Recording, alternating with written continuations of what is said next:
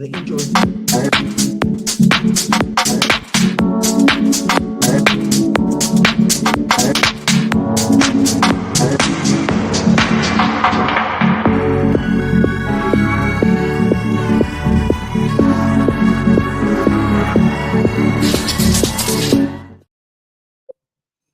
Hello, my Crystal Loves Texas Facebook and YouTube family. Do these faces look familiar? Now, one of them you see every week. You see my trusty co-host Rebecca Williams here every week. And one of them you have seen around town recently a whole lot because we are in election season. Yes, we are. And we are bringing on some of the candidates, guys, that you need to get to know. You're going to be going to runoffs on the 26th. 26th of May. May 26th. And we want to make sure that you have got your information in hand so that when you go to the poll, you'll be able to make a sound decision. And with that in mind, we used to be on opposite ends of campaigning. But I would put it like this, Rebecca, and you know, Rebecca says, Crystal, you always see everything as half full. That's right. I feel like everything is a God thing. Yes, ma'am. I do. And I feel like everything happens in the order that it should happen.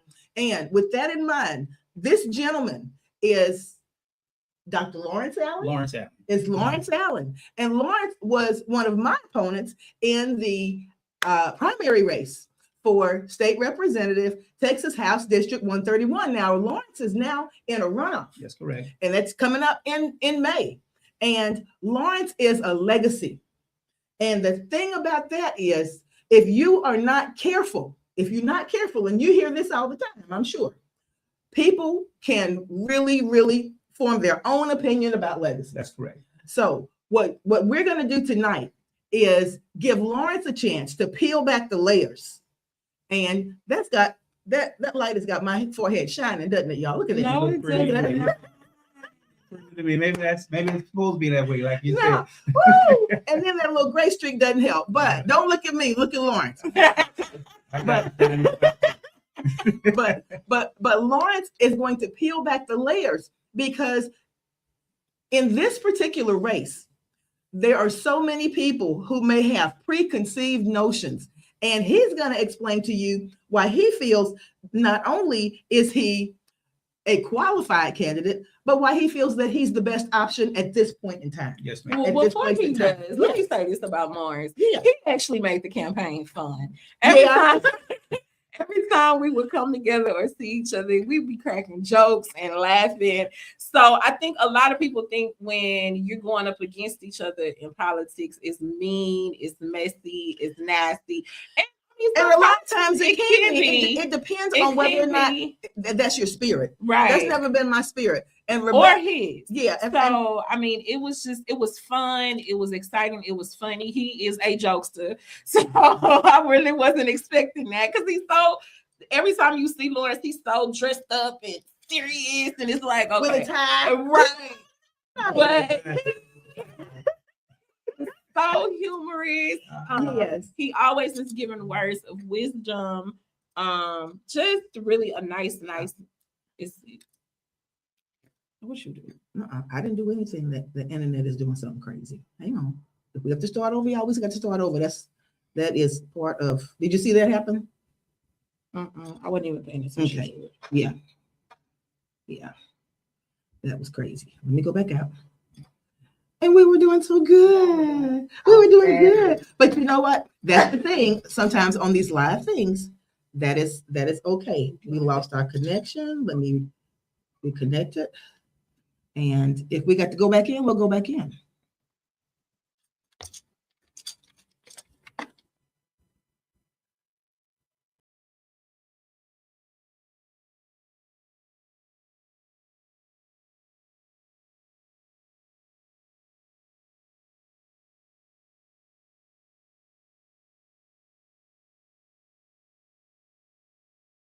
Add myself to the stage. Hey, y'all still there? I see you still there. We didn't go anywhere, I promise. See, people are still looking. Thank you. You know what podcasts are like, right? Okay, Well, what we're going to do is go ahead and use this native camera. We're going to use this native camera, get us in there.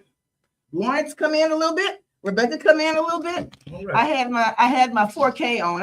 I was trying to be fancy. But anyway, Rebecca, what you were saying is that Lawrence surprised you out on the Yeah, campaign he trail. did. He was, because every time I used to see him, he used to be so, suited and booted. So I just thought, I was like, okay, well, I'm not gonna bother him ever. So Well, he has that, But he has the he- poker face. right, Yeah. that's what it is. He But has a stern once you face. get to know him, he is so energetic. He's humorous. He's always giving words of wisdom and kindness.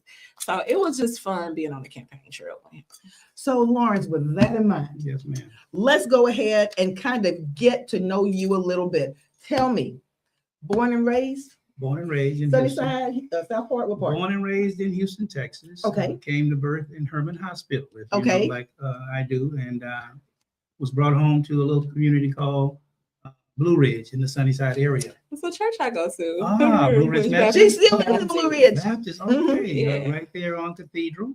Stayed there until about the age of 8. And I think we did like the Clampetts, got a few more dollars, and we moved over into Hillwood. And that's why I was attending James H. Law Elementary School. Okay.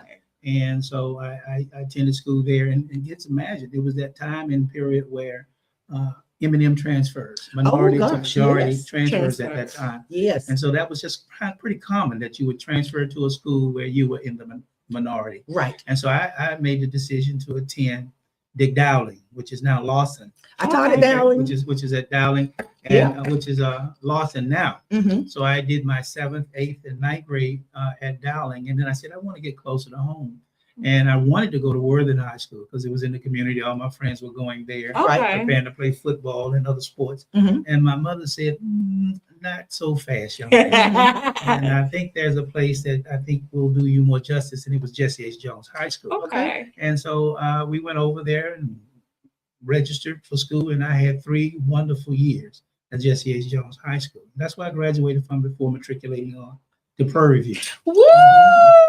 And so, So basically, like Rebecca is motioning, every school that you name, we have some kind of connection to. Yeah. And the reason that I kind of have, I'm going to say I've known Lawrence, but it's 6 degrees of separation because my sister went to Jesse H. Jones. She was a classmate of Lawrence's at Jesse H. Jones. And when she heard that Lawrence, I'm going to tell a story. go ahead.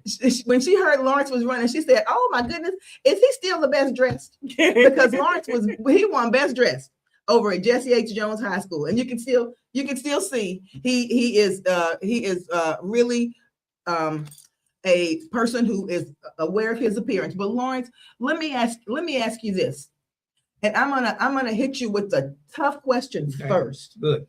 and it's because it's what everybody is asking. Okay. Okay, Lawrence, tell me a little bit about what it is like having to run a campaign. I'm not going to say in the shadow because it's not in the shadow, but behind someone who's already created a lane. What is that like, having to create your own lane?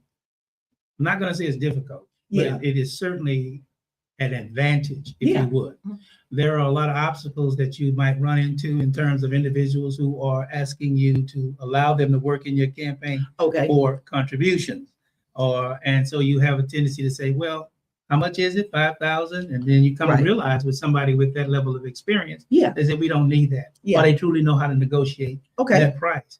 The day-to-day runs and operations of a campaign, you need somebody that can advise you. Right. So my mother actually served as my chief advisor in the campaign, letting me own the campaign. Right. I've got what you call veto power if it's Right. something I really want to do. Yeah. But as a person who realizes that it's invaluable, because this was not our first campaign. Right. I've been in 10 campaigns. Yes. And so it was nothing new for me to be in a space where she is advising me on the day-to-day operations of a campaign.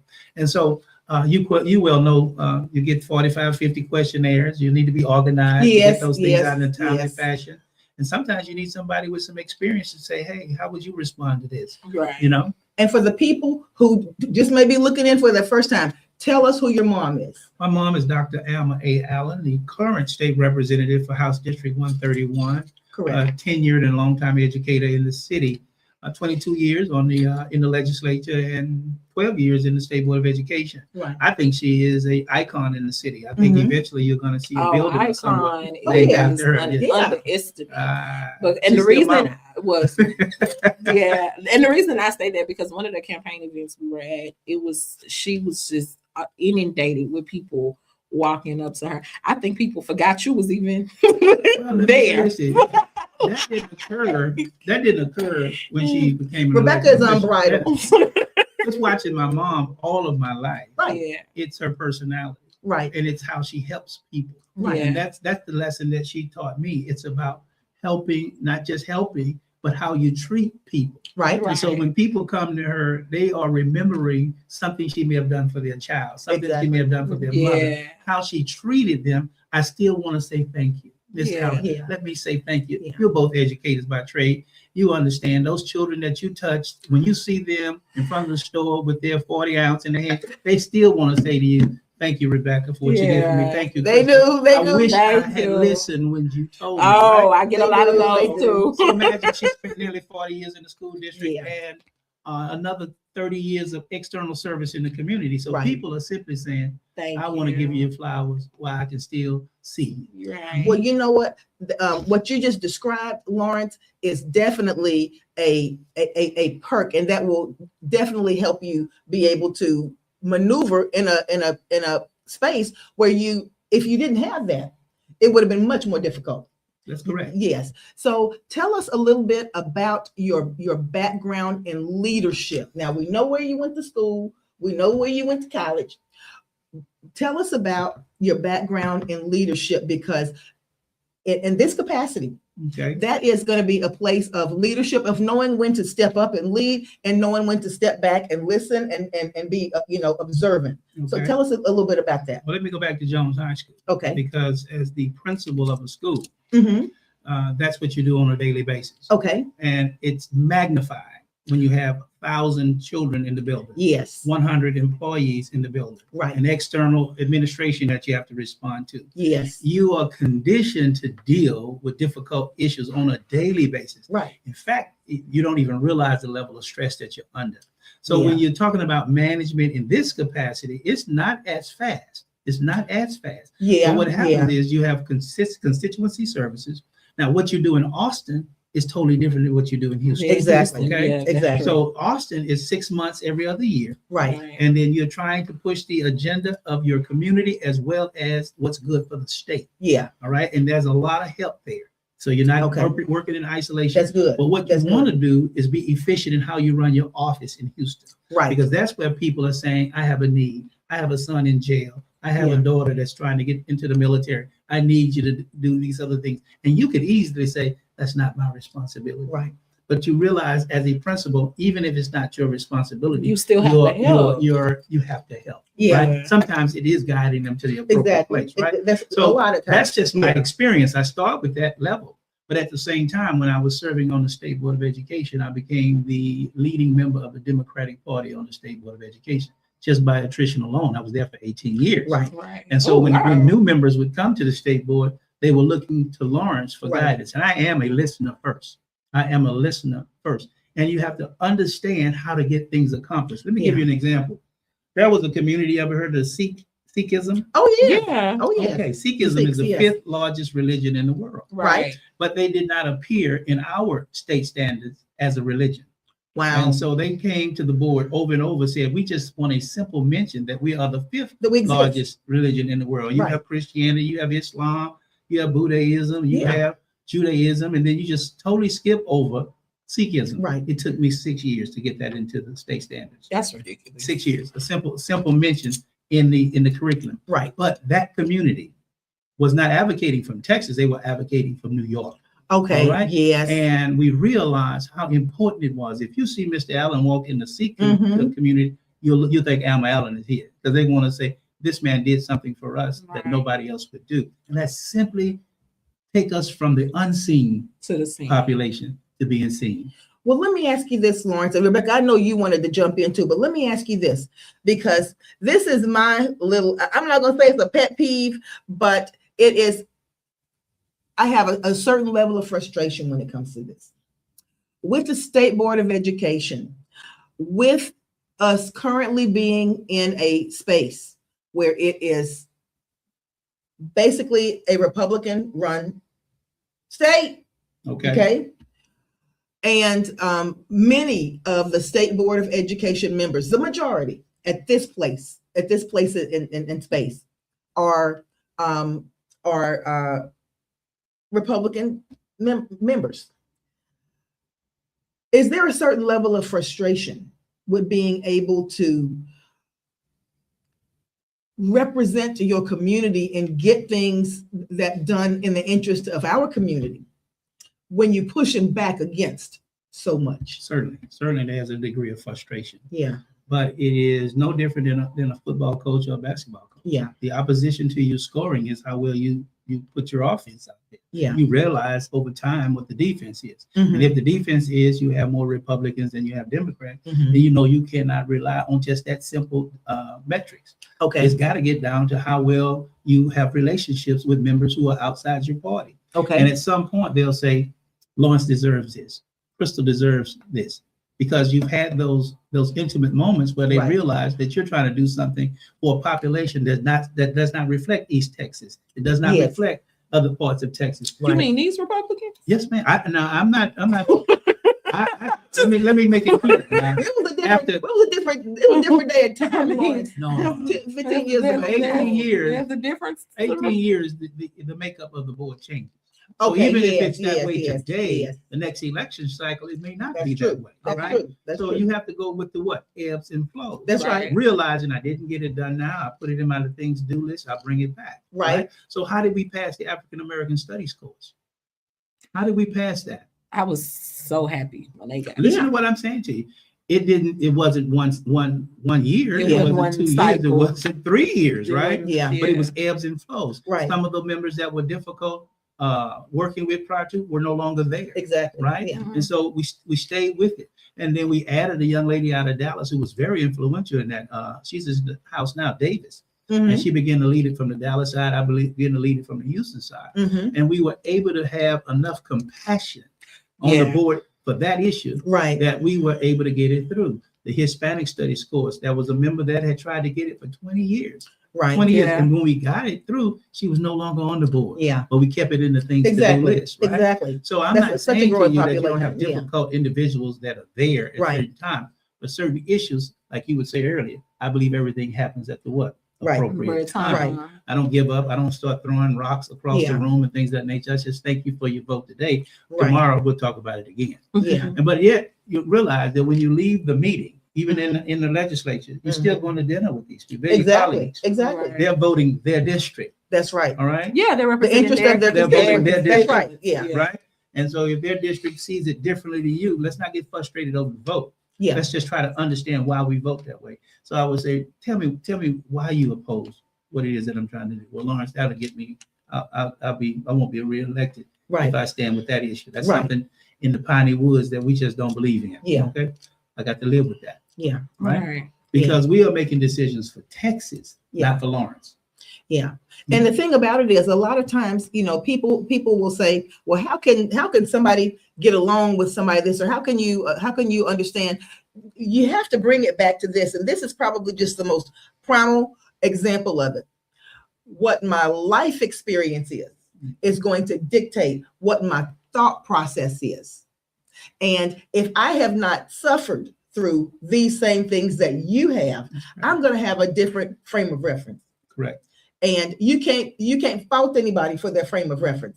You can try to talk to them and reason with them and just show them a different perspective. But you can't fault anybody for their own frame of reference. That's true. And then Yeah. one day they will say, Lawrence, I just didn't understand it that way. Yeah. Right. Right. Don't give up on the person because they're not at the same point on the issue with you, Right. because they're going to approach you as well and say, hey, Exactly.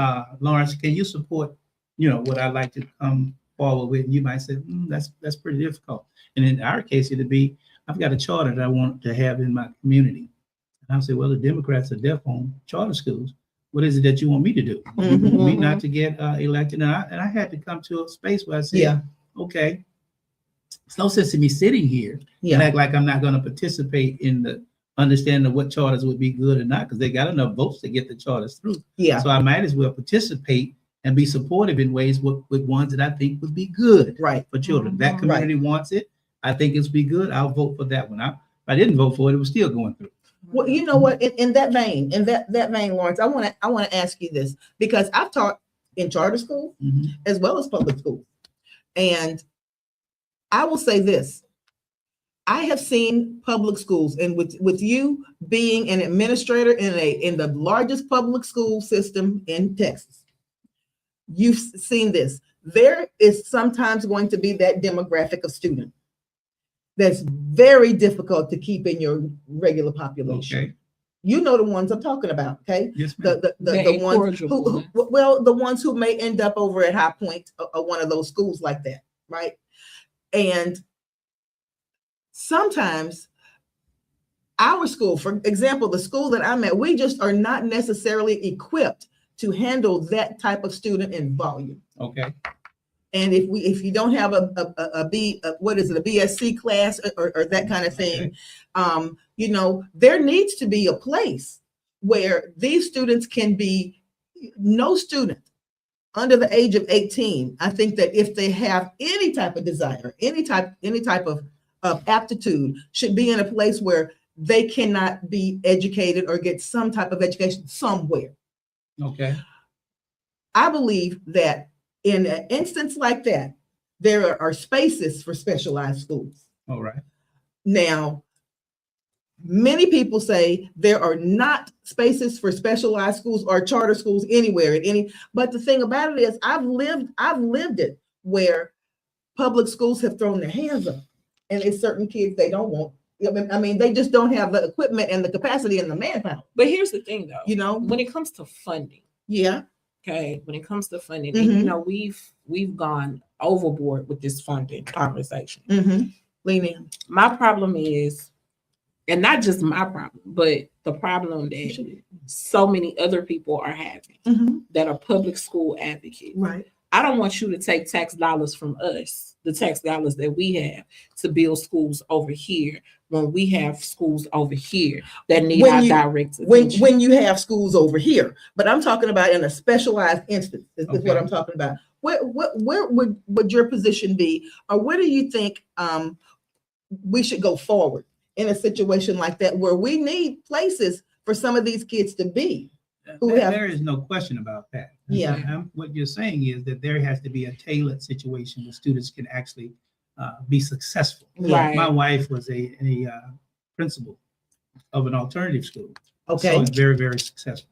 The implementation of restorative practices. Yes. Students that were on borderline of going to prison and things of that nature. Yes. They had to even go to what they called a flex day, where some of those students came for 3 hours a day. Some of those students came 3 days a week. They had to Okay. meet those students where Where they they are. were. Yeah. Right. And most of them graduated. Wow. Okay. They went from instruction face-to-face to online instruction with support staff around them. Was this an ISD? This was it a ISD? staff from Wow. municipal school district, Okay. an outstanding program. Right. I got the chance to see it face-to-face. Each Right, week, there right. were guest speakers. They don't have a large school district. Right. Oh, They're of course not. 3,200. So we're talking about an alternative school with 40 children. Exactly. So you can tailor some things. That was a wellness center where the students could just Wow. call their own time out Yes. and go sit on with a counselor. Exactly. They would have counselors that came in from the outside, Mhm. and then they would sit on the couch. They would talk to these counselors weekly. Now this is something that was very innovative, and I would almost say it was a pilot program of sorts, if Okay. you would. But we saw the success in it. But it was the restorative practices. Now, Right. what you said to me earlier, sometimes we inundated with numbers even higher than that. Right. Yeah. And it takes away from the environment, and it becomes the norm in the environment. Yeah. Right. And so when that happens, now we're all in an alternative school. That's right. We all in there. And I'm glad I made that statement one time. What we sending them there for? They already here. But look at the migration in the education system, what Yeah. happened. Because if you go back to when Crystal and I were in school, you had group 1, group 2, group 3, and whatever, the duck, the chicken, and the cow all in the same room. Yeah. And we didn't understand if anybody had anything there. You had to Yeah. just learn. But the reality is, over time, we started to identify children with certain issues. We started to loosen up some of our discipline policies and ways in life. And then all of a sudden, there was an attack on the education system where the total respect for the teacher was taken out. Yes. Right? And so since there's no respect for the teacher, really no respect for the principal today, you work Right. for me, parents come in, I pay taxes, you work Yes. for me. Yes. And then we're having to teach parents now how to partner with the school. Because every school has success stories, no matter what it is. I don't care what the market on the door is. Excuse me. If you go in that building, you will find pockets Absolutely. of excellence. That's right. Yeah, of That's course. I of have seen course. children go from room 101 and act a fool, but when they go to room 106, they don't open That's their mouth. right. That's right. So Yes. there's a pedagogy there. That's right. And that's what you said earlier. Why? Because they feel valued in there. Yeah. They feel valued in your classroom. Right. I'm gonna give you a little story. I had a young man one time. He wasn't in trouble, but Mhm. he was 6'6", 300 and maybe Leaning on. 35 pounds. Mhm, Big guy, outstanding athlete for us. Okay. And he would simply come to my office to eat. Okay, he would knock on the back door. He felt comfortable. Felt comfortable. Yeah. Felt valued. Okay, to eat. Right. Right, and so I would make sure I had a little pizza, order him a pizza or what have you. Yeah. And sometimes it was in the middle of his English class. Can I go see Mr. Allen? I'm home.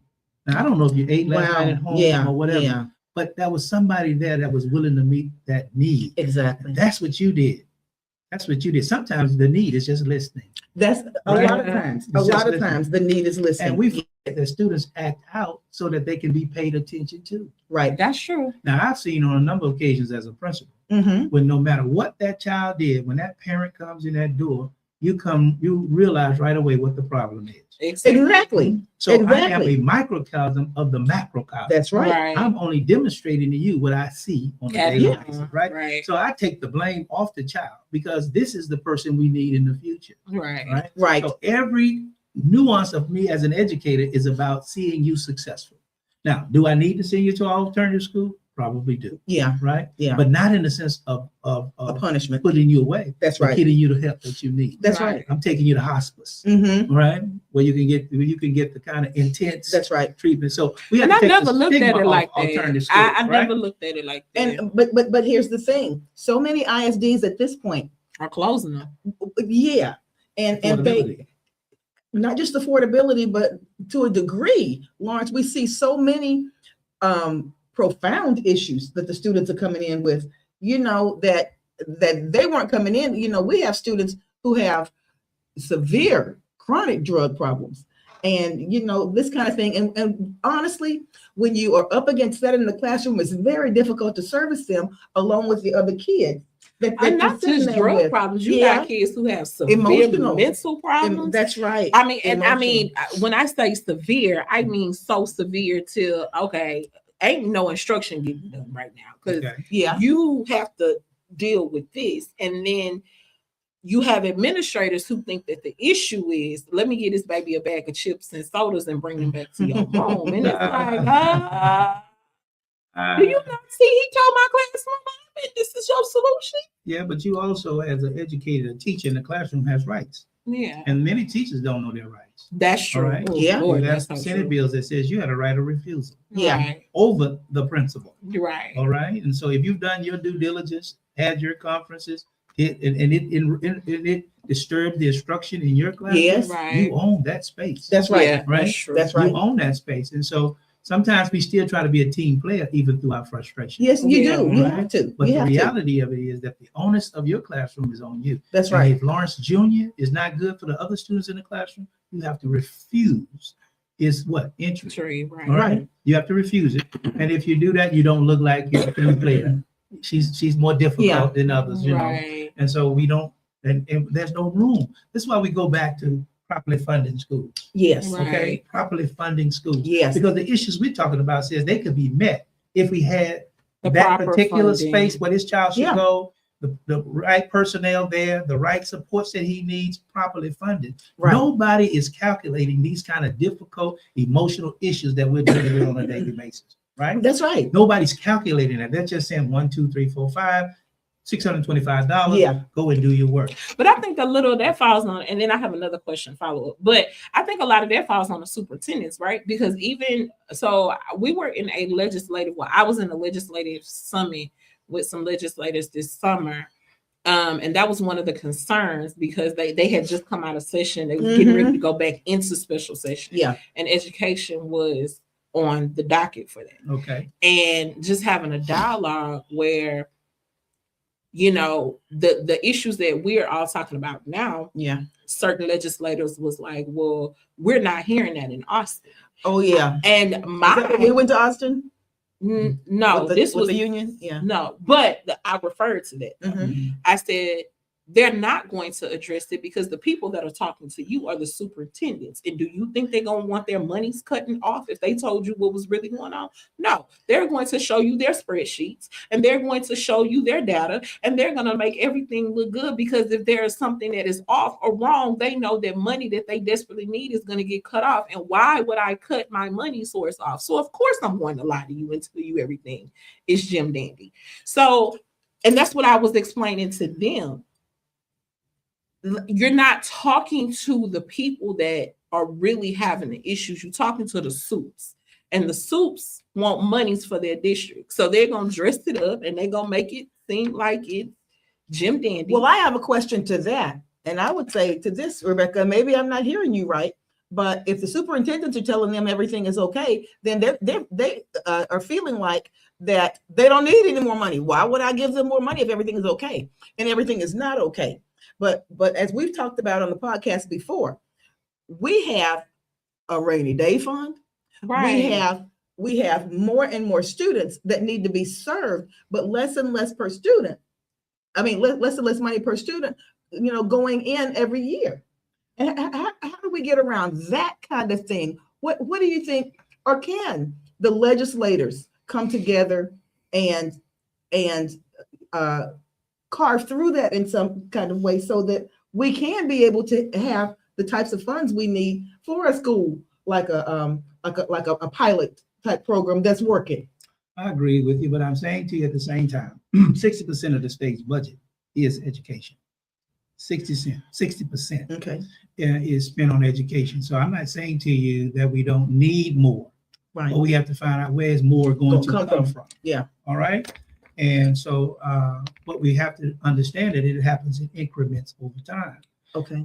So how are we actually supporting students today? Let me give you an example. Mhm. As a principal. The state Mhm. will say to you, we give you $10,000 per child. If they have Okay. any additional needs, then we get some weights and you get additional dollars. You've heard that Okay. as an educator all your Okay. life. Right. As a principal, I Right. only get about 4,000 per child in the Right. building. Yes. So the state is saying, how are you not able to educate the child when we're giving you 10,000? I'm telling you, as a building Okay. principal, I'm getting 4,000. Okay. Once it trickles down, Right. that's the amount So that now you come up someone with. will say to me in administration, I'm going to the Mhm. superintendent's, well, we provide transportation for our students. Well, it's costing us, now that the gas is over $4 a Right. gallon, Right. it takes a lot of the budget. Yes, it does. Well, we enjoy students playing 48 sports a year, all Yes. night, every night. We got to buy It bowls eats and into the everything else. budget. Yeah. Right. Now I'm taking it out of the classroom. Yeah. We got to have ancillary activities and things of that nature. Oh, of for children, course. theoretically. Yeah. But when the accountability system doesn't ask you about any of that. Right. It asks you about the bottom line. Yeah. What's occurring in the classroom with the teacher. Right. And so what we have to do, and it's a mindset, and since Yeah. we're going with the magic wand, Yeah. we have to have a privatized mindset for extracurricular things. We have to have a privatized mindset for extracurricular things. And explain that to me. What means is all dollars go to the most needed space first. Right. Of course. I agree with that. Now, That Yeah. makes sense. Right. So if the classroom needs 6,000, Mhm. then we put 6,000 there. Okay. If we now have a few dollars left and we want to play sports, we start partnering with businesses for sports Okay. and play, Yeah. not interrupting what we do in the classroom. Right. That every child's academic needs are met by the funding that comes from the state, not your extracurricular activities. Well, Lawrence, let me ask you But this. funding Let's has say that been- hypothetically. Let's say hypothetically. Magic that's- wand now. I'm not- Yeah. Of course. Of course. Of course. That's a great idea. Let's say hypothetically that is something that people say, you know what? Let's think we're gonna go with that. But in that same vein, how do you I have a corporation that wants to partner with Yates over here. All right. Okay, but Walter Corporation doesn't want they may feel like they don't have the football team or whatever. A corporation don't want to partner with them. Now, do you get a corporation who is going to say, okay, I'm going to donate a certain amount and that gets split up? You go to the New York system. The New York system. What Okay. happens is that, let's say HID Wait a has- minute. What is the New York? let's say you have 32 schools in HID. Mhm. That doesn't mean you have to have 32 teams. Woo! Okay. You don't have to have 32 teams. In New Okay. York, for example, you might have 10 children, 10 schools, they have one team. So you kind of You consolidate. consolidate the Okay. athletic component. With Okay. 263 schools? I'm gonna give you an example. We're talking about Let's say if schools I that had have sport. Jones, Yeah. Sterling, and Worthy, Right. Right. but it's a privatized mindset, like AAU basketball, AAU Right. football. Right. There is a team. You got to make that team.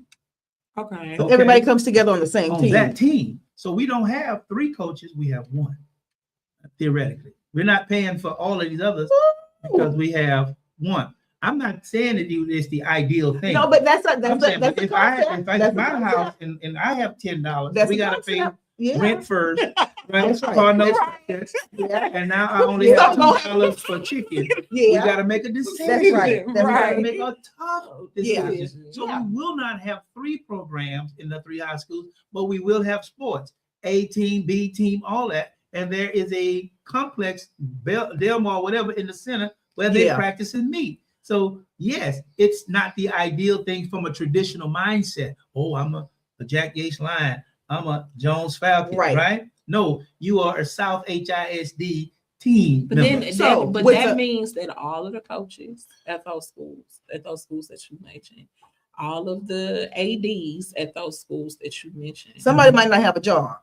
They will Yeah. not have a job. They're not going to have a job anyway. They don't have the money. Yeah. Okay. Okay, y'all. Okay. So what we go? I get it. Then now that's a these comments don't come in. Wait a minute. I'm not No. talking about shutting down. I'm saying ideally. Let me make sure I clear this. Yeah, I please said put you that in. first make sure that the academic needs are funded first. But and what you're saying is not that particular concept could not graduate back out into individuals if you get more partners. Let me give you Come let on. me give you an example. As principal of Jones High School. Mhm. All right. It came that I had to purchase sports. It's not automatic that your school plays in these different sports. When you get your budget, Mhm. you submit X number of dollars to the athletic department for your children to participate. Now, so if you go to Jones, there's no swim team. Right. Nobody's seeing that. You go to Okay. Jones, there's no golf team. Why? Because we didn't pay for it. Baseball teams. Some Yeah. Lee High School years ago, before it became Wisdom, didn't have a football team. Right. Coach, Right. the school, SDMC, all decided Yes. we're not doing well Okay. there. We're doing other Gotcha. things. Gotcha. But Gotcha. because I go to Lee, Uh-huh. I can still go and play for the other school. Like they did at HSPVA, You understand what I'm saying? health They professional. Right. used to. They don't let them do it anymore. Wow. They don't let them do it anymore. But at the same time, take that model. When I was principal at Jones, we had students on the team that Right. came from those schools Yeah. Yeah. because they didn't have it there. You didn't see it in a mass way, and nobody was bothered by it. But what I said to you, in a time of difficulty, Right. COVID, Right. things are different. That's right. It Right. changed everything. It changes everything. Yeah. And so if we are losing our strength in our state because we're not able to educate our children properly, Right. we take the loss in the extracurricular. You area. have to. You have Right? to. Yeah. Yeah. You have to. You take the loss. Now, if I'm sitting over here at Lamar with Yeah. 3,200 children, Yeah. then maybe we have all of the sports at Lamar. Right. Yeah. But if I'm sitting here at Yates with 700, Jones with 700, Yeah. Wheatley with 700, Sterling with 700, that makes up the same size school as Lamar. That's and you right. make up the same size athletic program. And Now, with that, simply now, with that, because with that in too, mind, when with that in you- mind, Lawrence, Yeah. let me ask. We got to shift gears for just a minute Okay. because we're gonna go. We got to shift gears just for a minute. With that in mind, and I think that's a novel concept. That is, and that's a realistic concept. Now, with that in mind, the closing of these schools Okay. in HISD, people are up in arms Surely. about the closing of the schools. And I think it is a nostalgic feeling, why people are upset. And Well, let me say this. Let me finish, and then. But I think a lot of it has to do with nostalgia because some of these schools may only have 300 kids in it now. All right. Some of these schools may only be down to 170, or something like this. And to maintain an entire elementary school with such a low enrollment, to maintain it, it's going to be the same amount that it would be to maintain a school with 600 Like kids in it. Coulter, who got Okay. 1,000 elementary school kids. Okay, yeah. Okay, but then you got some of the smaller ones. And this is my mother and I, we were talking the other night and she said, and she had to make me think about something and think through something that's happening over in my district now in Fort Bend. She said, Crystal, let me explain to you what happens with these districts sometimes. She said, when I moved out here, we lived in Bayou Terrace, right behind the fire station, number 55. Okay. And she said, when I moved out here, there were young families buying these houses. Everybody had armed babies and families growing. Now, those schools were fully populated when those kids were growing up, the middle school, the high school, but there's a cycle there. Yes, ma'am. And when that cycle ends, you might come up on a situation, let's say, i.e. the 80s came around and kids started graduating. Then you had some epidemics that hit and different kinds of things where people were not able to maintain houses. And you had a recession that hit, everything hit in 1, 2, 3.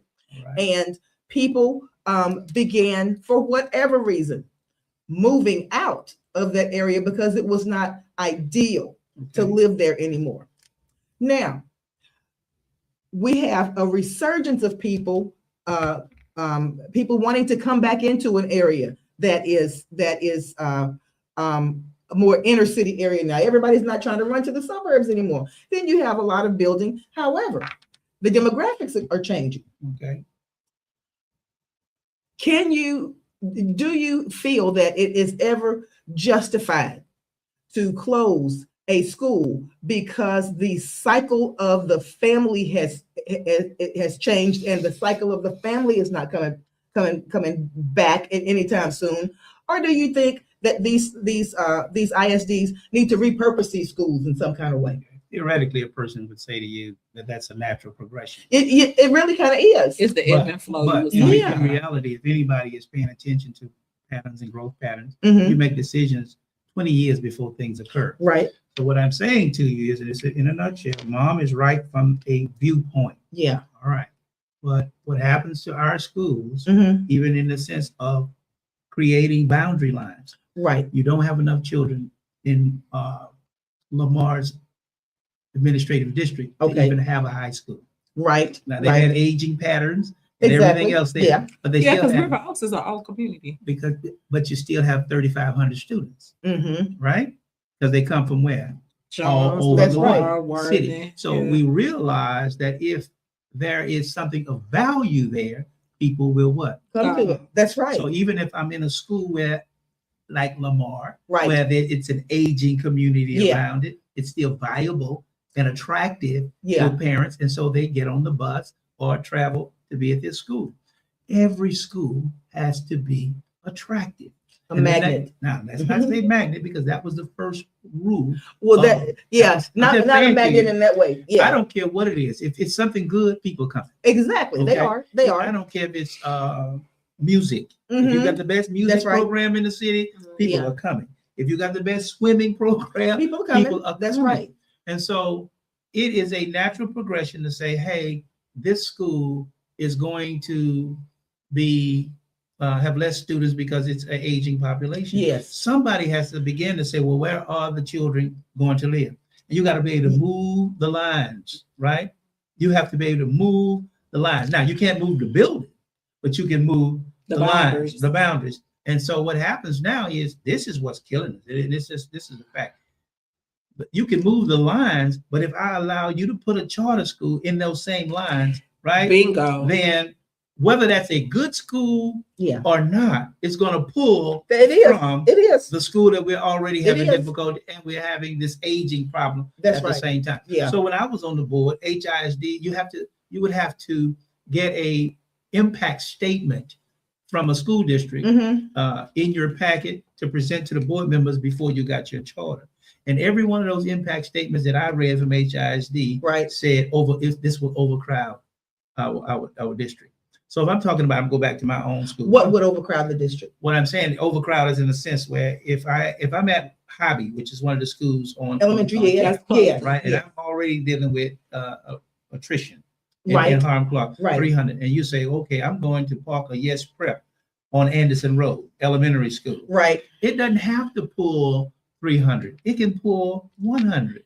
And And still, now and Hobby is still- on the what? that's right. Decline. That That's year, right. the next year, as the principal, I'm now cutting teachers. I'm That's cutting right. support services. Yeah. I'm trying my best to keep my instruction up. Yeah. I'm dealing with overcrowdedness Right. because I don't have enough teachers, second grade, third grade, first grade, kindergarten, and all Right. those So things. now classes are getting bigger. You and got what I'm more saying? teachers Yeah. are And because, and I'm not saying the charter school is not doing a fantastic job of teaching, but when you crowd an It's area, affecting it. It's right? affecting it. and That's you right. come in the boundaries. Now, regardless of what I'm doing at HISD Mhm. to keep the population equitable in every campus, Right. when that outside institution comes in, my entire graph Skewed. That's now right. is skewed. Yeah. Because everybody wants new. Right. And so what does the state say to you? And they never should have.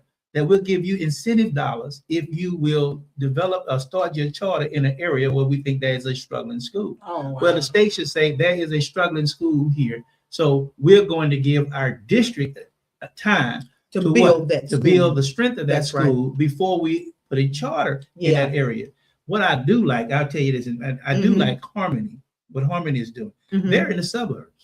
Yeah, They're they all- are. They're They all are. over the Yeah. areas of fast growth areas in the city. Yeah. They're not sitting here saying, okay, Worthing's not good, not doing a good job, so we're going to park a school across Yeah, the street. They're yeah, not doing yeah. that. Right. They're going into areas where parents can really make a choice to say, hey, you're going to Because, Bridgeland or right, you're going to because that's Harmony. what I'm going to Mhm. say. Because in those areas, it's either private, public, or charter. And they have children, Right. right? Like you said. It's a lots of kids. Lots of children to go kids. around. Yeah. Nobody's being homeless. Yeah. Everybody needs a different service in Right. that area. So what I'm saying to you, we have to protect our schools, especially those who are elected officials. Yeah. And when there are unwritten rules at the board, and there are written rules Right. at the board, and that's where those conversations are. So when I was on the board, if Mhm. I did not want a charter in my area, just Mhm. me, the single member Yeah. the board would honor me in that. Yeah.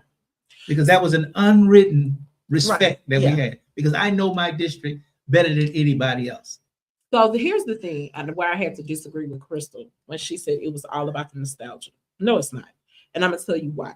Because what the people were angry about, nostalgia might have a little something to do Yeah. with It it, did. but no, what the people are angry about was conversation was not given to them.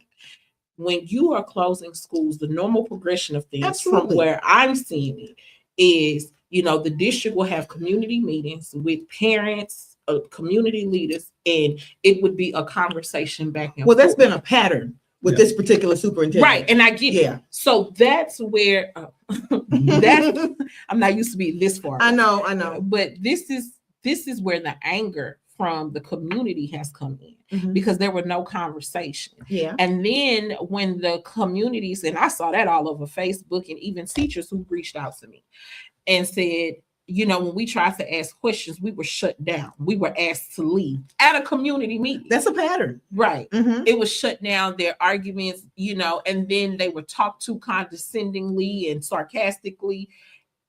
And then everybody saw the HISD board meetings across all social media sites, and then it turned into what you saw.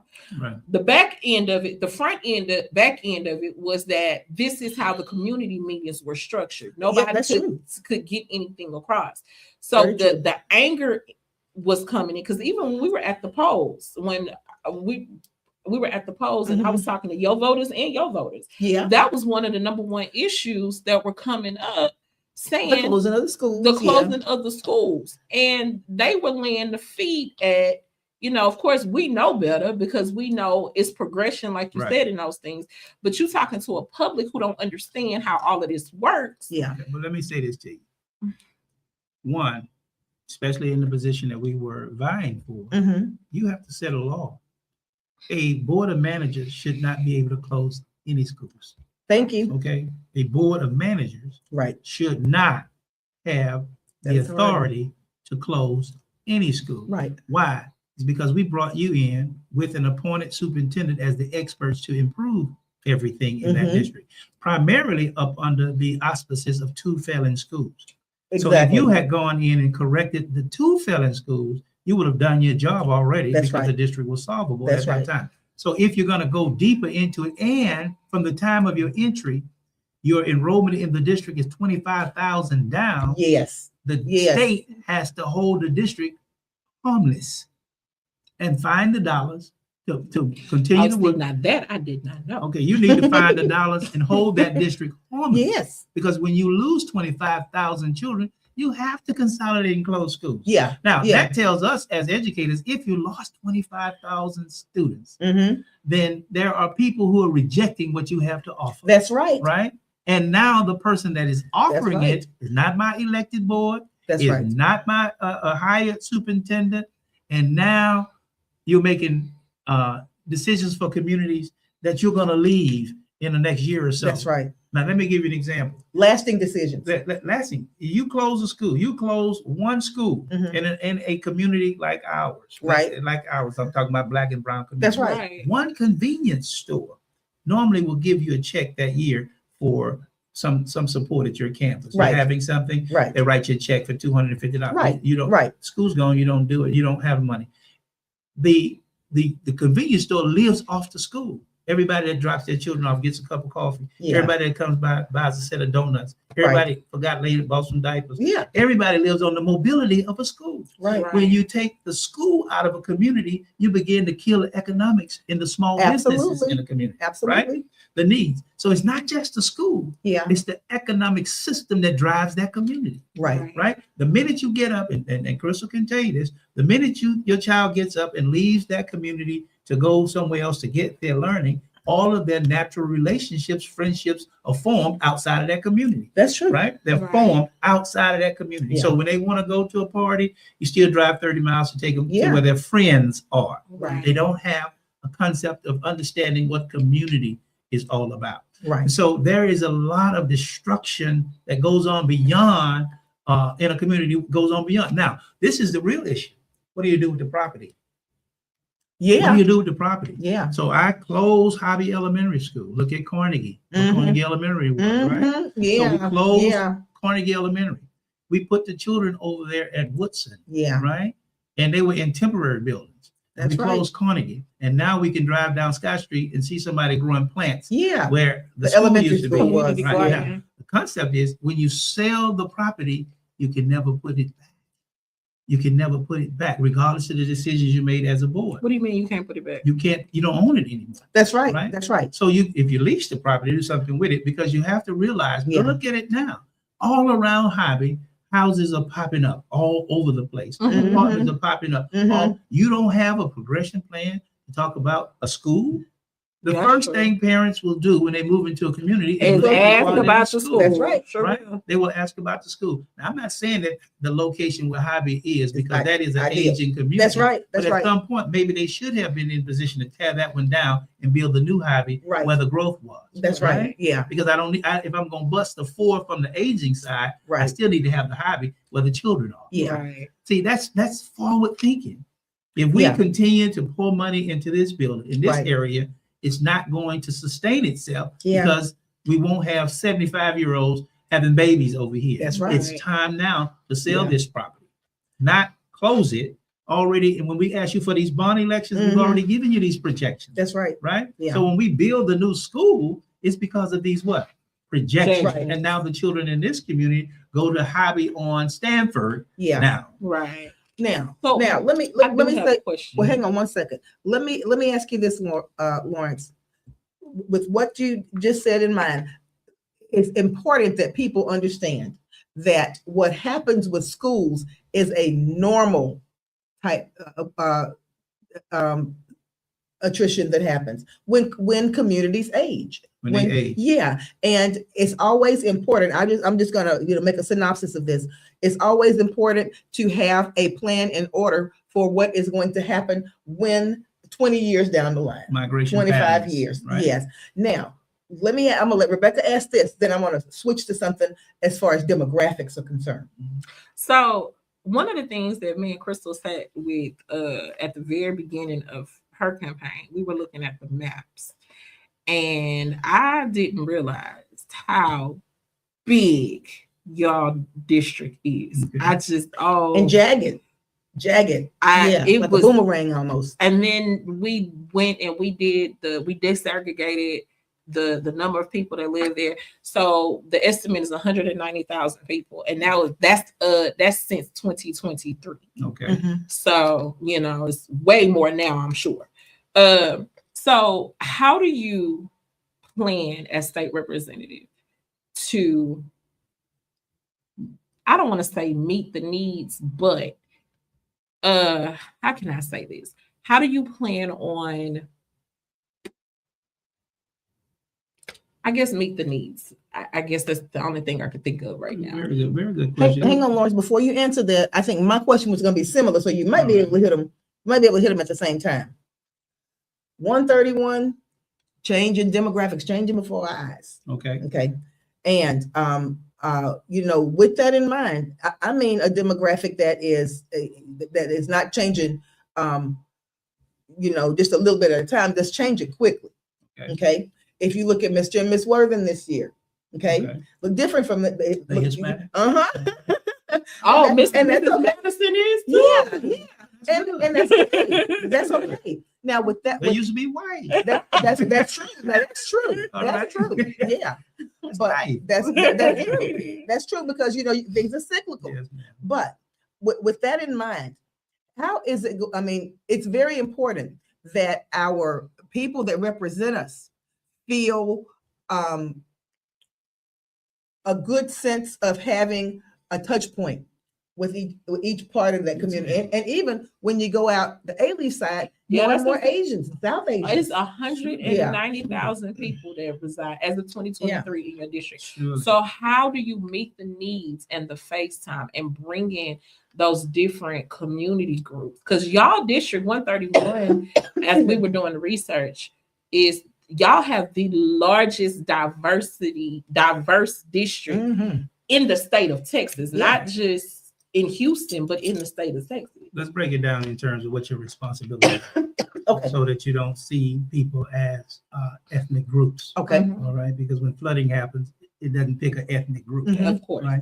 When it's educational needs, it's not picking an Ethnic ethnic group. group. All right. Right. When we're talking about prison time and laws, it's not picking an In the ethnic group. You're So right. we have to take ethnicity off what the state representative does Okay. in Austin. Okay. All right, because remember, you vote your district. Mhm. Right. And if you vote your district and you have a dynamic like that, you can begin to split the thought of your district when you use ethnicity as a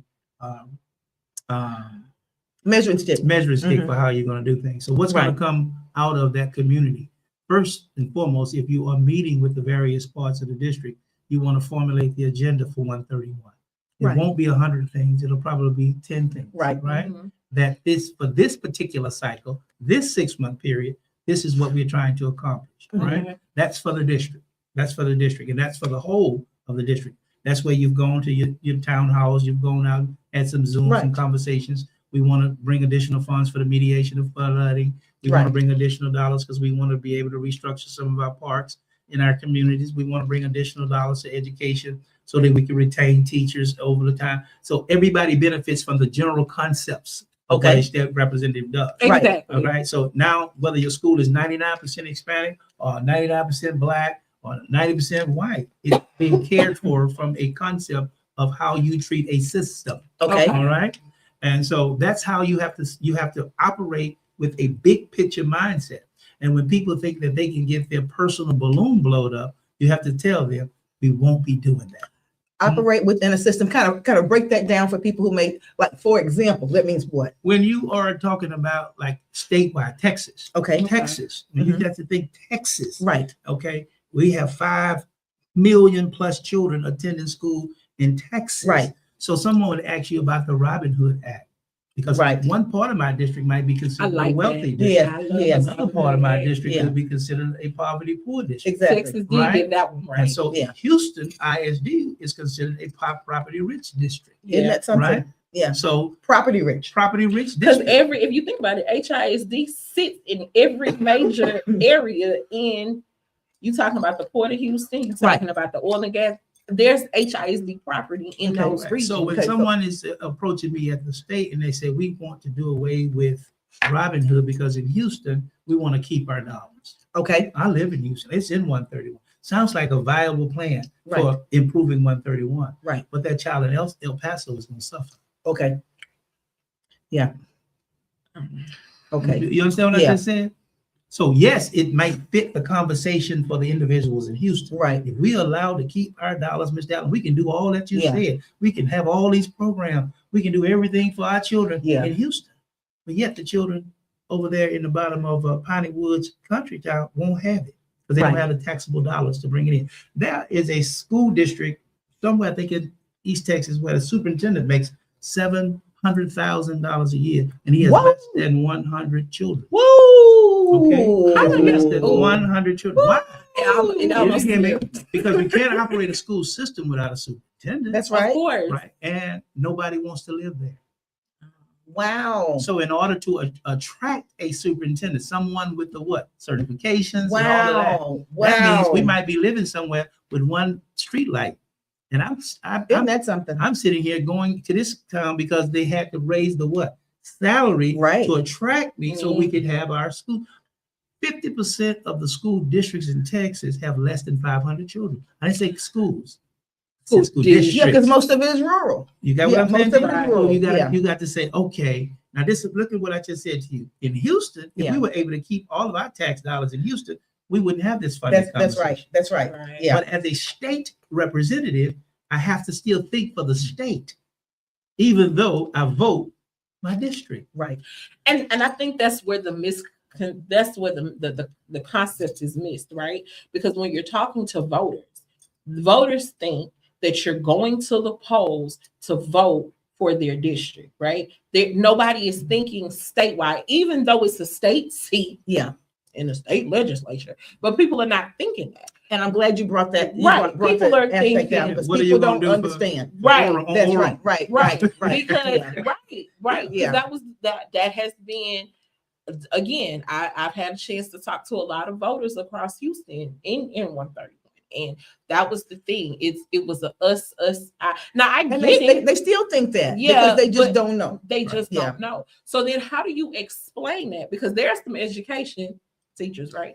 There's some education that needs to go along with that for voters to actually understand What your capacity what your actually capacity actually is. Yes. Because Yes. if something is. goes They get wrong, frustrated. Yeah. right? Because if something goes wrong, they gonna come to you. Well, Yeah. I voted for you, so you should have been able to fix this. You're So absolutely explain that. correct. You're absolutely correct. explain But that. today, Mhm. like what we're doing today, we didn't have this. We can speak directly to Yeah. individuals who want to be engaged. Right. That's why I said to you, the agenda is so important. Mm-hmm. These are the 10 things that 131 is working on for 131. Right. These 10 things, Right. not the 200,000 Exactly. things Yeah. that people like. But for this session, we're working on these 10 things. And you can see and track the bills that whether it was accepted, whether it wasn't, whether it went forward, whether it went to Oh, I committee. do all the time. Okay, so you can track what our agenda is. Right. And so you can say Lawrence, Allen, Crystal, Dillard, they were true to the agenda. Now, Right. there are 8,000 bills coming through the Yeah. legislature, but we have 10 specifically agreed Right. upon bills that we wanted for House District 131, right? Right. And so you have to measure your representative on how well he represented that agenda. Hmm? Okay. That agenda. All right. Now, all of a sudden, the big ticket item, the governor, I'll give you one. I'm gonna go back to one. I want you to understand the conversation we were having earlier. Last session, the bill passed where a child now can be expelled indefinitely. Yeah. All right. Now, Yeah. and people may have celebrated that, but remember the conversation we were having. Teachers were all over the Some of state. these children are so incorrigible. Some of them, but now you had a right to put them out. What does indefinite mean, teacher? Never to return. That's right. And it didn't say to an alternative school. It just said I don't It said indefinitely. And that's what I'm talking. That's what I'm talking about when I said there is a place for there needs to be a place for kids that people have thrown their hands up. But that's not what the House bill says, though. No. Grant you, if I take the statistics Mhm. and say, well, where are the most incorrigible children? Of course, They we have- already they know look what just that's like gonna be. on Mhm. paper, they look just like you and I. Mhm. So what they're actually doing is assigning them to prison. That's right. Yeah. And we say, okay, I need some relief. I need some, it's too difficult dealing with them. Yeah. I'm cheering. They can get out of here indefinitely now. But you still got to deal with the fact he's going to prison. Yeah. And we're not, the education is not the stopgap to save everything, but we can't let that kind of legislation go That's through. right. And That's then right. it's misused on us. The young man who had Mhm. the dreadlocks Yeah. in his hair spent a year An in A alternative student. school Yeah. because of the way he That was crazy. wearing his hair. Yeah. And then our enforcement agents, our superintendents, our board stood behind what Isn't the that concept something? of the law. Isn't So that now you something? can put Yeah. our But- children out of school But and they stand behind the law. But they stood behind the concept of the law. But and see, that's what again we Common talk sense. about this disconnect. No, wait a minute. We talk about the disconnect. No, seriously, we talk about the disconnect. You have students who are severely incorrigible. Okay. Yeah. And there are Yes. schools and administrators who are saying, okay, teacher, our hands tied, you're gonna have to deal with it. Like you said, a lot of teachers don't know their rights. Mhm. But then there's a lot of school that this is why there's a teacher shortage in the state of Texas. Okay. And this is why the teacher shortage, and from what I read this morning, Texas has the high one of the states that has the highest teacher shortage Mhm. in the nation. Okay. And this is the reason why, because you have kids across all of these, and behavioral is the number one issue why teachers say they walking out because they're not being supported, one. And then you have this high population of kids that are coming in, they're undiagnosed special ed, they are undiagnosed this, they're undiagnosed that. You know, I even had kindergarten teachers say they have to change Pampers because the kids ain't even coming in potty trained. I've heard that. Yeah, so that's what 6 years old. right. So that's what I'm saying. That law was celebrated, going back to what I was saying, that law was celebrated because you have, you know, students that are not being supported, you have teachers that are not being supported. And so what do you do with that? Crystal, and let me say, to you, Rebecca. Rebecca, Mhm. see, that was a time when they would study schools before integration. Right. They would marvel over the discipline of the children. Yes. Marvel. Yes. Yep. That's right. Not admire, Mhm. marvel That's right. over what was taking place In our in schools. our schools. Mhm. We lost our footing in integration. Yes. Yes. Our children need something different than what the system is offering. You're right I'm not about saying that. right That's or right. wrong. I'm That's not true. saying- Right. No, I'm right. not saying that. You're There's a absolutely difference. right. There's a There's a difference. difference. There is a difference. So what I'm saying to you is that the system is not designed to address some of the systemic needs of certain communities, because lacking the capacity to teach children about conflict resolution skills and things of that nature, it overflows now in how you handle situations. So you have a lot of fighting Yeah. on your campus. When you have to walk down a street and you can't wear a certain color in a community because Or you you have live to in this fight. That's housing right. project or you live in this housing Yeah. project, nobody's going to give you additional dollars, Yeah. but it's a reality where you live, Right. right? And so that person learns to cope with that situation. And that's a fact. Right. So when I was at Jones, what area of Houston are the returnees from the penitentiary? Where are they housed? In 47 and 51. Mhm. And so when you place a number of people in one community that's coming from a prison mindset, then you start seeing a prison mindset by design, And not 30 by and accident, 33. by design. So when you say, oh man, we're over here, Yeah. and these students are acting a certain way, Yeah. by Design. design. I agree Okay. with that too. Now, certainly, let's find this child that has some learning disability. Remember, that's one thing to have a learning disability. Mhm. It's also another to have an emotional That's right. disability. That's right. It's And different. we can actually, if we are professionals in what we need, deal with both. We Right. can. We can That's deal right. with both. But high stakes testing takes away the compassion to That's deal right. with certain things. That's 'Cause I don't absolutely have right. what time to That's deal with right. this, right? I don't have time. I've got to move on. The pace and sequence of this class. That's I right. got 20 objectives I got to cover this week. I don't have time.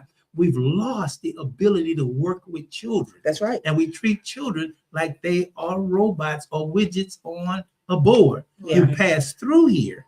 But if you go back to when you were growing up, you had some real life conversations with teachers along the way because they had time. Lawrence. Now I told you how that time was gonna fly, didn't I? Yeah. It don't even seem like we've been in here an hour and 15 I minutes. think we're on the subject I of know. wine. But let me ask you this, and No, I'm but gonna, it's and that's all what I'm gonna time switch in, it. though. It's- It is. It's I'm gonna all switch time that up in. because this kind of ties in with what you just talked about. People are concerned with safety in our communities, regardless of the demographic. Okay, we have now, and we have some constables out there that really, I take my hat off to law enforcement because they, for the most part, they short staffed too. Okay. Okay, and they have to be able to do what they can do, but so much of what you just talked about, as far as what happens in those schools, is spilling over into the street. It's coming out of the schools. Yes. Okay, and it ends up affecting all of us in our neighborhoods, in our homes, in our communities.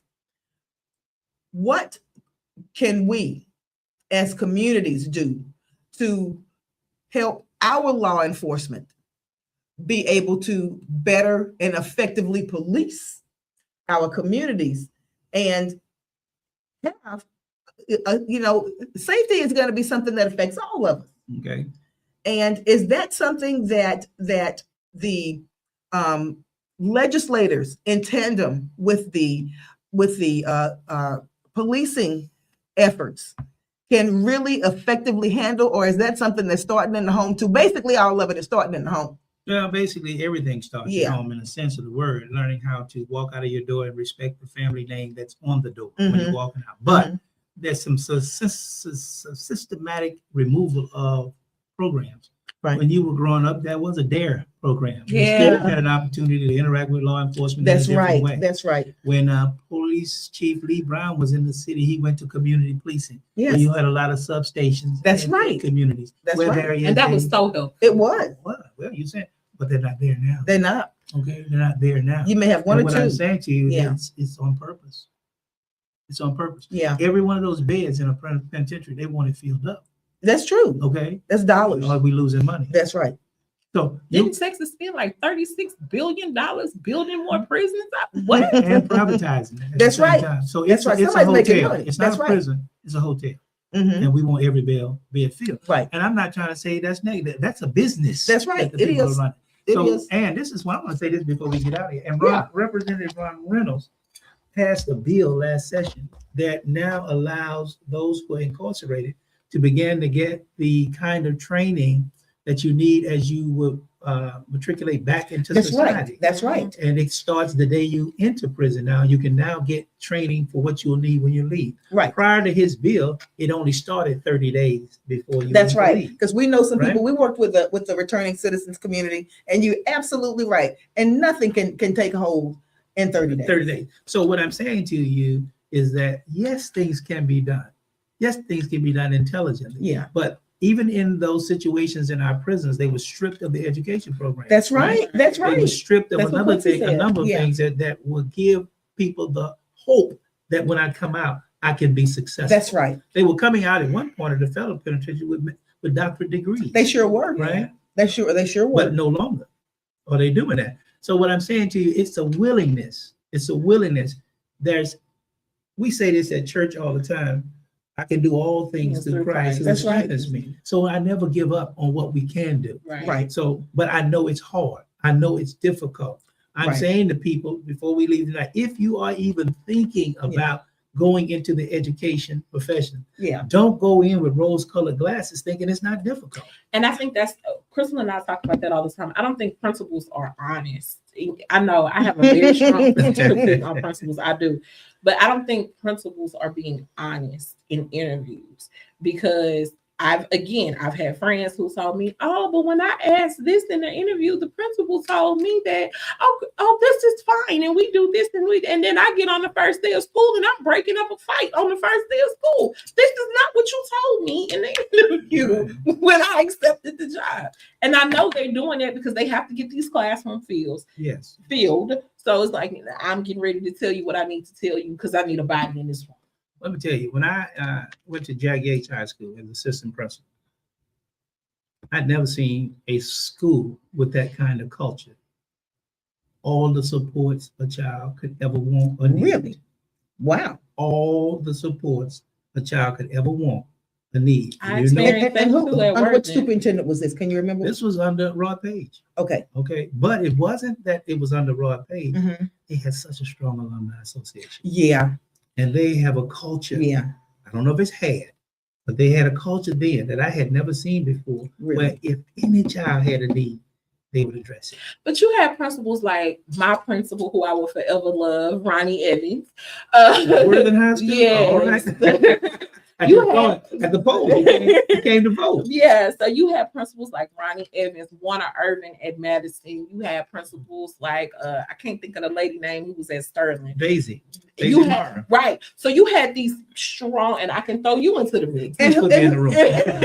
And You had who was these, there for a right. You continuity. had these Yes. strong principals Who stayed? who stayed, didn't take no SHIT.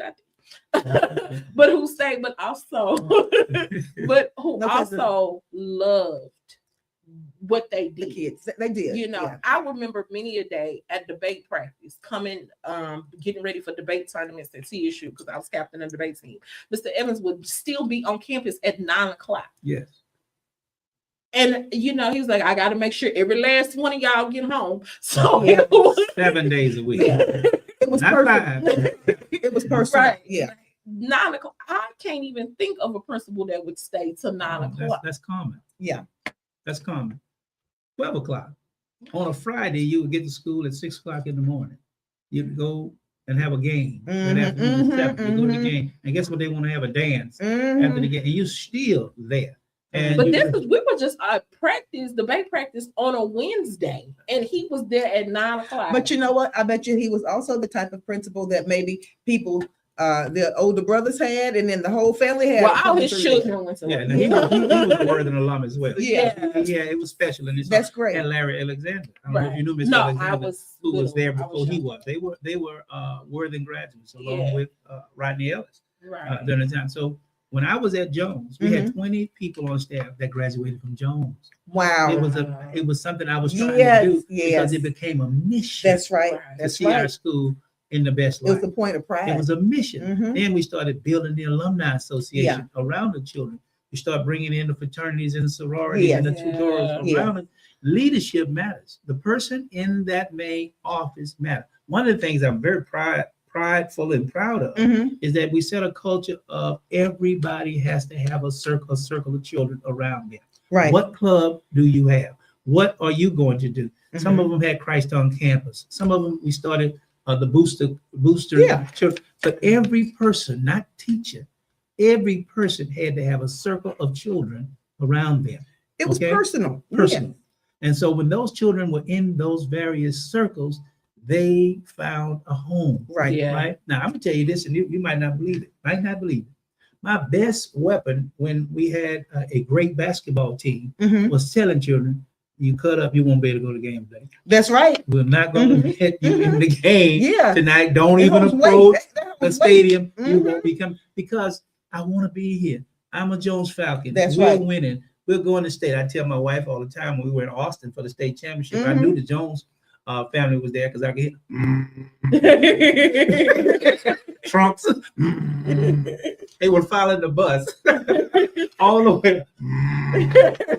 That is too funny. That's funny. But let me say this, and I told you guys. Now you see, it doesn't even seem like we have been talking for almost an hour and a half, but that's okay. We have. I told you. I told you. But that's why I like to bring people in, because people need to see another side. They need to see the person. They need to see the person and because I'm gonna be honest with you. When I go to the polls, I want to see. Do you remember when Carolyn Evans came in? Dr. Shabazz came in, and we knew everything about her when she was growing up. When she was a little girl, we knew about Cheerleader, yeah. And I didn't even All of- know all of that that. Evans Hall was named In after Pershing? her. Her Yeah, grandfather. I My didn't. grandfather. I Mhm. didn't know that. But I you mean, know, Evans people Hall want- was kind of abandoned when I came up. Okay. it's a connection. People Yeah. want to make I want to make a connection with who I am, who's representing me. I want to feel that connection, and that's important. Well, Crystal, you might want to have a connection, but you better do it just like a person that hires somebody. You Absolutely. better make sure they have the capacity and the skill Absolutely, set to get it done. but they can see with their own eyes and hear with their own ears if they feel that person But that's what I think is we're missing qualified. today. Because in order to be effective, Mhm. Right. you have to have a person that knows how to turn the water off as a plumber. When the water is running, you need a plumber. I might be the best electrician you've ever met. Right. But I'm not gonna ask you to work But you with my need- things. Right. So when you are looking at a person that is going to represent you, you got to look at the skill set. Right. And one of the things people you like to use today, I'm going to fight for you. They're going to say, I'm going to fight. I'm going to fight. And what does Well, that you mean? can fight all Mhm. day long, and the next time we look at your record, you're 0-65. Mhm. You know, you lost Mhm. 65 fights. But you was fighting. We appreciate You you was fighting, fighting. but we didn't get anything from those fights. Right. Right? So you got to say, who can win these battles Right. for us? These are battles. Right. So you're looking for a champion in the space. Right. Where's your credentials that say you know how to operate in these tough spaces? Right. What? No, I've not had a chance. Well, I'm in that classroom. You Right. say I'm in that Yeah. classroom every day. I'm winning that battle every day. I'm showing you how to manage. I meet Right. with parents. I know how to do certain things. I know how to assess. I know how to evaluate. I know how to identify. I Right. got the education. So the acronym of who you are, the steps you walk long before you walk in the door. Right. And you all know this as classroom teachers. You can look at that sixth grader and seventh grader, and you can almost project where they're going to be. Isn't 20 that years from something? now. Isn't that Every something? single Isn't that time. something? Yeah. But you got a couple that throw you for a loop. One or two. Yeah. You would Only never two. Wait a minute. Only one or two. Only one or two. Yeah, on one or two, but for the most part, you see the one that you're going to be successful. You're going to have some issues if you don't change that bad behavior, right? And so things occur in life. But what I'm Right. simply saying to you is that we all have a resume of life. Right. We have a resume of life. And if you have a resume of life, then I can say to you, Crystal, I don't mind you representing me Right. because you've been tested, tried, and Right. true. Right. But where do you get your test from? God tests you. Right. Life. Oh yeah. Right? So I Oh, tell yeah. people all the time, I'm a grandfather. They might Mhm. say, well, you're Lawrence, you're Alma's son, but I'm also a grandfather. You know? Right. So what does that count for? That's a level of That's right. experience you don't know anything That's about right. unless you're there. Right. I'm a father of 5 Yes. adults now. Yeah. Over time. Yeah. And so that's another school that you have to learn. I've Right. been married twice. Right. That's a school you have to learn. Right. So I've been through the school I call a Hard knock. Yeah. and I've gone Yeah. to the university and have graduated 3 times and 60 hours on my PhD. Yeah. So I've done that whole thing that to put myself in front of you to say, I have walked that walk that Mhm. says, when I go somewhere, I won't forget why I'm here. Right. And I have evidence to say, I have the scars to say I stand on what I believe, right? I hear I you. stand on what I say, Yeah. even if I lose my position, even if I lose my job, Right. I'm gonna stand on principle. That's right. All right? that's right. I'm gonna stand on principle. And Yeah. I have the evidence to show. Right. Because Yeah. what the worst thing we can do to our community is to leave them and change who we said we were That's right. for some advancement, $1 or a special seat somewhere Yeah. or some favor. We don't Yeah. need that. Right. We don't need that. Even if you talk about the That's election, right. That's right. even if they say this was the turnout of the century, it was still less than 15% of the voters. I know. Right? We got work to do. So We still if got work people to don't, do, if yeah. people have already are disenfranchised with that Yeah. system, Yeah. you cannot put people there that disappoint them with their behaviors or their choices. Right. Right? If you get disappointed, just say we were not able to move our agenda forward. We just don't have enough votes for this. Right. That's one thing. That's like Be- you can be still say, you can transparent. still celebrate the That's right. effort. Yeah. Right? When your child goes to play their game Yeah. and you say, well, you all lost tonight, be good sportsman, but you played what? Well, Well, yeah. right? Yeah. And that's a totally different feeling. Yeah. Man, Miss Allen, you did well. Yeah. We just didn't get it what? This time. time. That's right. Yeah. Well, Lawrence, listen, I want to thank you so much for coming on because I wanted people to hear from your mouth exactly who you are. Mhm. Not listen to what they've heard out in it, because like I said, when we first started, what you hear is one thing, but you got a chance to explain. People know who you are Yes, ma'am. now. And if people want to reach out to you, if they would like to volunteer for your campaign, if they would like to be at the polls or some other things, how would they get in contact with you? Do you have social media, or what would they need to do to reach out to It's really you? always best to go to my website or send me Okay. an email. Okay, And as well as I should know it, I'll forget it every time. But if you go to Lawrence A. Allen Jr., which is Lawrence Allen Jr. 4131 at gmail.com, then you will be able to leave me a email. If okay. you Let look up, me have one, because I'll put this in the comment all section. right, then Yeah. if you also look up Lawrence Allen's campaign, it'll go to my website. And Okay. you can leave me a message there. And Okay. let me say this real good. I'm gonna say this. You can also dial 713-203-1355, and you can call me, whoever's watching this. Okay. Wait. You do have That- somebody answering your No, phone. ma'am, that's right here. Let me tell you what my mother taught me Oh, since we God. talk about my mother. 713-203-1355. Lean in, Lawrence. My mother told me when I was a young man, she said, never change your phone number. I If know. you feel Yeah. like you need to change your phone number, change your life. That's right. No, That's I true. just I don't want you That's to true. get harassed. 713-203-1355.